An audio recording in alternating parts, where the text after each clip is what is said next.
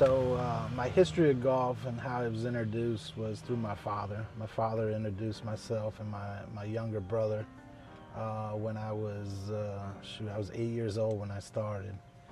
And my parents didn't have the money for me I wasn't a country club kid at all. I quite frankly grew up on a municipality golf course, but even then my dad didn't have the money for us to continue to grow in the way we came in as what we were as freshmen in high school and left there the same player, never really developed. My lifelong dream was to play on tour just like a lot of other people. That never happened, but did play a little professional golf for a little while, and then obviously now coaching, which is my passion and love, and plan on doing it until they won't let me do it anymore. My relationship with Gaither has gone back, wow, it's been about 20 years now. When I was introduced here, just coming out of college after graduating from FAMU, my roommate had graduated and was the supervisor of golf operations at Jake Gaither, and he needed some help, and so he brought me on to help out. Was working the pro shop in carts, and from there he ended up leaving, going to play professional golf.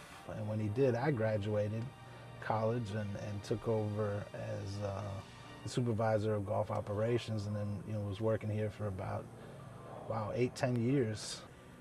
And when you talk about Gaither, and I've been around many golf courses from playing golf from the time I was 8 years old until now, really. But Gaither is such a unique place, in this community that it's like a home for a lot of people.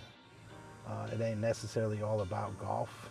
It's about neighborhood, it's about relationships.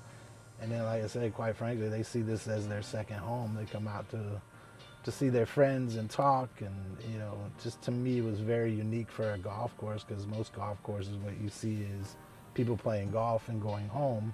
Here you see a big community, a family of people who hang out and know each other and are friends, and it's a great place to spend time. So the picture you see with Coach Mungin, myself, Chris Hanna, and Ulrich Francis, who was my roommate, who was the pro here for years before I came on. Talk about mentors out here. Absolutely, Coach Mungin was one of the greatest men I ever met, and just watching him with the youth out here probably inspired me to want to work with these young guys that I work with now as a coach. Just watching him and what he did with the youth, teaching them. The other is, Leroy Kilpatrick. I just love the way he fought for this place for years to give it the attention it deserved. And just watching how he did that was inspiring. And then talking about as a mentor, the late John Lee Brown, watching him play golf, inspired me to want to play at the level he played at. We used to drive by going to Seminole Golf Course, which was really where we practiced and played most of the time, and I would drive by and see the sign for Jake Gaither Golf Course. Well, we never even came over here to play. So didn't know much about it when I was in college, and then after college, coming over here and working, and coming here and thinking this is a gem, this is a hidden secret that we didn't know about as players up there on campus. And and thinking back, I think that's kind of a shame that we didn't know about the history, because of course now I know a lot about the history and what this place stands for. We obviously need to get to the youth, the younger guys up there on that campus, so they know the history of Jake Gaither Golf Course. I mean, you put a name like Jake Gaither on a golf course, that says a lot. The history of him at FAMU, and the legendary football coach that he is. Being that it was built for black golfers so that they couldn't play at Capital City, and the history of all that, no doubt should 100% be a historic place that people come and visit. And I think they'll see, the difference, the uniqueness of this golf course.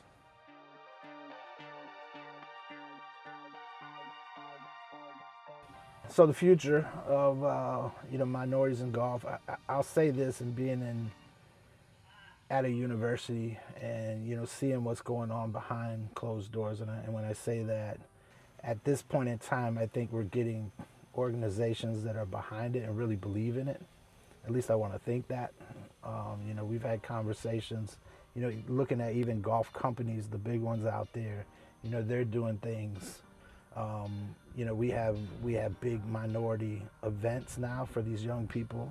Some of them don't have, the funds to play in these big junior events. So now we're creating, junior events for them, so they have the opportunity to go to college and maybe play at the professional level. So I think right now, with what's going on and the movement that's going on with diversity and inclusion, I think you're going to see a difference.